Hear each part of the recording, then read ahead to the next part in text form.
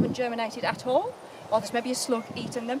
When you are doing your thinning out, you can take a thinning and do a transplant across. But when you're station sowing, it's a very good way of being economical with your seeds. Because if we broadcast just filled that in through there, we would have actually had to thin out that amount of seeds, which could have been a good 20 seeds from a packet. So this is how you actually make your seeds last and work. There we go, so that's nicely station sown along. And we cover those up.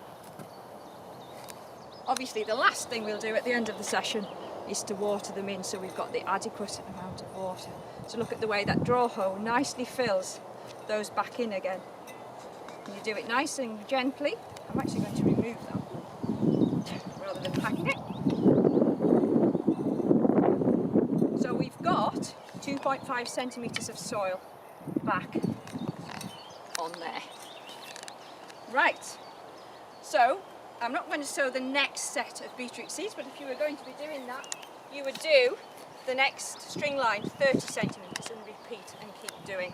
What we're going to move on to now is some slightly bigger seeds and even deeper drill along here. And I've got a little dwarf French bean that gets to about this height, sort of a bushy plant like that. So when you read the back of here, it actually says 25 centimetres apart, so further apart than the beetroot. You've got a bigger plant, false economy to put them in too close together, and they are deeper again, so they are 3.5 centimetres deep, so we're looking at a deeper trench along there. Right, I'm going to use this string line. Because the bed is at the same point, I'm not going to redo my knot, I'm going to reuse it. I think slap bang up the middle.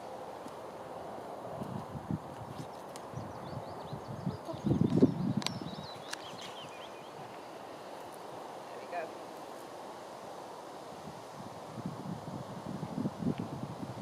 If you're doing a lot of beans, it's worth doing them like this. If you're just doing a few, you can just simply station sow with a trowel, like we will do with the runner beans. But I'm going to use my draw hoe again, so we've got check the tension, nice tension, contact with that soil surface, we've got the spacing that we want to allow the beetroot to grow and for our beans to grow, and we're doing a deeper drill again, so you get it at that angle and then we go through.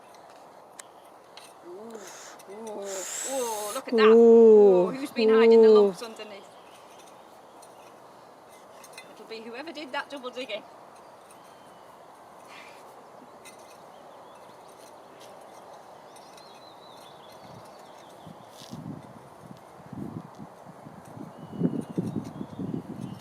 So you see that's actually deeper again that we're looking for there. Now these are lovely seeds to handle. It's always advisable with beans, so maybe put 2 down at each interval if you have enough. Look at those, they're very, very touchy-feely little beans, little French beans. You can get climbing varieties, but these are the little bush types, and they're very, very productive. Even if 2 germinate in a place, you can leave them. They actually make a really good plant together. But if one fails, you've still got a plant there. So you're looking at about 25 to 30 centimetres between each plant. We'll go for 25. So that sort of distance between the plants. So obviously you want to start at the end, and I'm going to put 2 in each place. This is where a little measuring stick comes in if you're not very good at visualising what 25 is. So there's 25. Pop another 2 in. And we're going to put 2 in at each point of 20. Do these do better, Lynn, in a good summer? They do, but it depends on the cultivar. I normally grow one called Safari that's done really well even in our colder, wetter spring. Sometimes I start mine off in modules, actually in the gardens, in the glass houses or the cold frames, just to give them a little head start, because it's the temperatures that we need to watch out for. Because these are ever so slightly frost tender, just like runner beans. So if you set off too soon because you think the soil's warmed up and it's perfect and they germinate, the frost will actually get them. So if you were planting them out, if you'd planted them, sown them in a module, when would you plant them out? Once I thought the frosts were going to go. So if you've lived in the south, you'd have been happily doing that probably at the start of May. I leave it till just about the end of May. Okay. The last sort of week of May. Thanks. Thank you. Yeah. Right, so obviously with a deeper drill you've got more soil to move, so I actually find it's almost best if you come the other way, because I've taken the soil that way. If I then work this way to fill it back in again, you don't end up with a whole load of it at the other end. So there we go. So when you've finished, you should end up with a nice level bed again. So that's that one. Now you might have heard of a broad drill, and that means where you're actually doing quite a broad area, and some people sow peas in broad drills, so we're now going to have a go at that. Normally you see people using rakes or spades to do this, but you can use a draw hoe, so we're going to have a go at a draw hoe.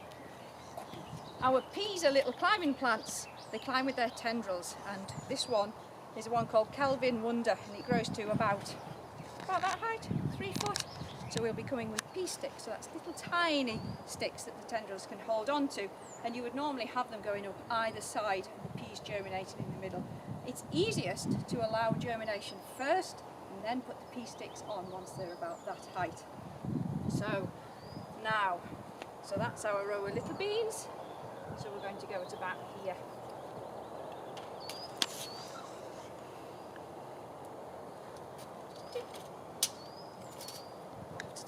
And if you get this knot right, when you do that, it simply comes out again.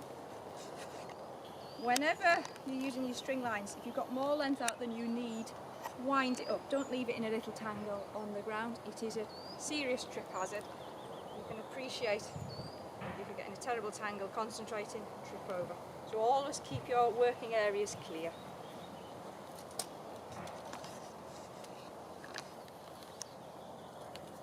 So this is what it's meaning by contact with the soil. If it's up like that, it's really hard to use. So a nice tension, adequate contact with that soil. We're going to attempt to do a broader drill, but with a draw hoe. Consult your pea packet, flat bottomed drill, 15 centimetres wide and 5 centimetres deep. This is a slightly different use. You can use a rake for this, or you can use a small spade if you prefer to do it more like a trench style.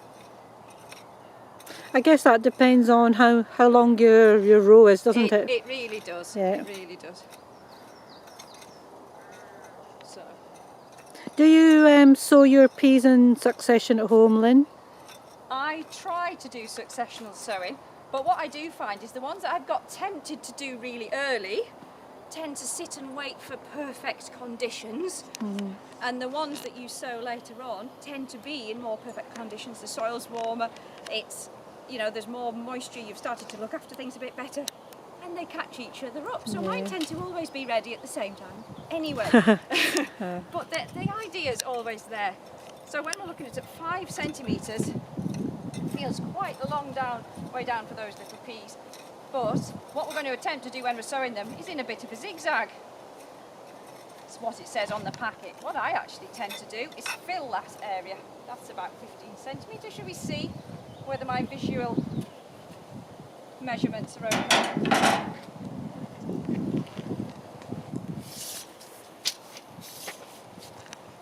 Yeah, so that's about 15 centimetres wide. So you can imagine the pea sticks would go in this side and on that side, and the shoots would come up through. I'm going to measure 5 centimetres is about that. It is in points. I'm going to take a little tiny bit more out, and we're going to have a little scatter of seeds in there. It's amazing how much vegetables you can get in a small area like this.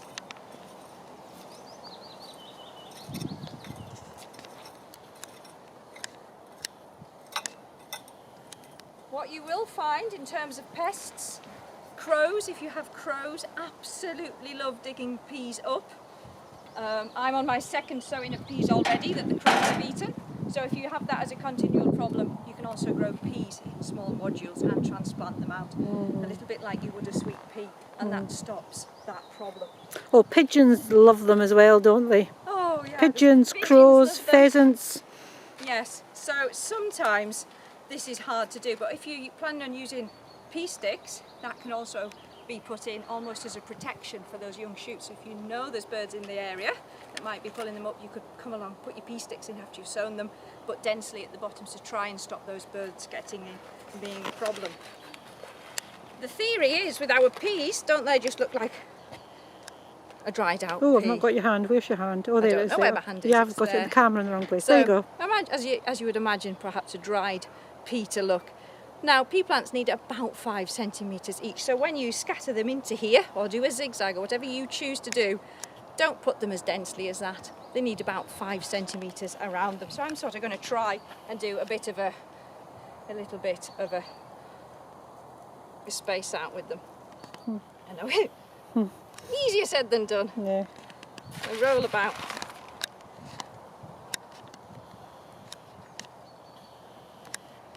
You see beautiful diagrams of them done in a perfect zigzag, 5 centimetres apart.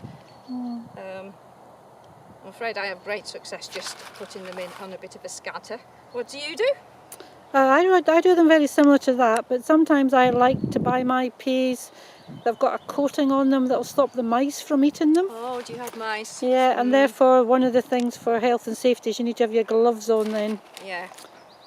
Oh, mice love them, don't they? They do, yeah. So that was mice, pigeons, pigeons. crows. Crows, yeah.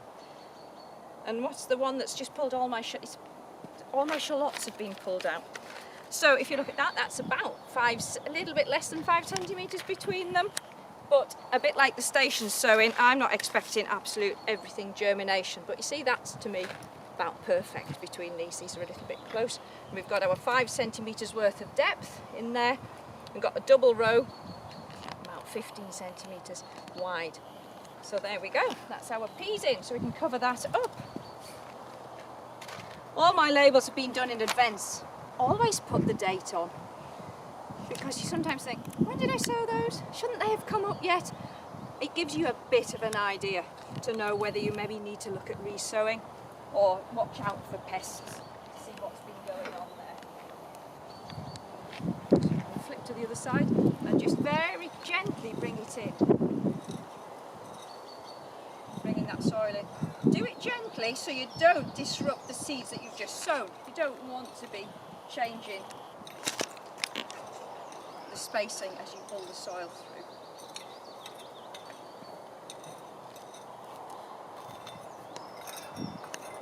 And I would actually like to be over here to be able to do just that last little bit. So this is quite a condensed area just for demo purposes. So that's our peas in. So that was a broad drill. But of course, not all things lend themselves to drills. You can sow runner beans in big drills if you're going from here to here and planning on growing enough runner beans to freeze them. But if you just want enough for a family, one pyramid of runner beans is more than adequate. And obviously in a situation like this, you can't use the drill, string line, or so on. So we resort to the good old garden trowel.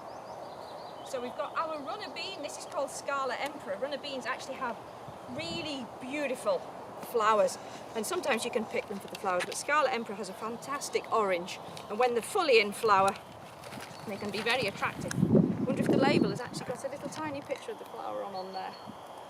There we go. Cameraman's got in there. Perfect. Perfect. There we go. Camera person, by the way. Camera person. Just to be technically correct. Woman. Camera person. Camera person. So look at those. Aren't they fantastic? It's like the magic beans. Gives you so much excitement when you actually see these coming up. Consult your packet again. Now I'm guessing 15 centimetres apart. Yeah, there we go. And our canes, I've done them in a square. Normally do them in a round, but I've done them in a square to utilise our corner plot. And we have got them 5 centimetres deep. So 5 centimetres, same depth as we had the peas, but we're aiming to do it with the trowel. Sow 2 per hole. Then if one doesn't succeed, you've got a backup, and if 2 do, they're perfectly happy next to each other. So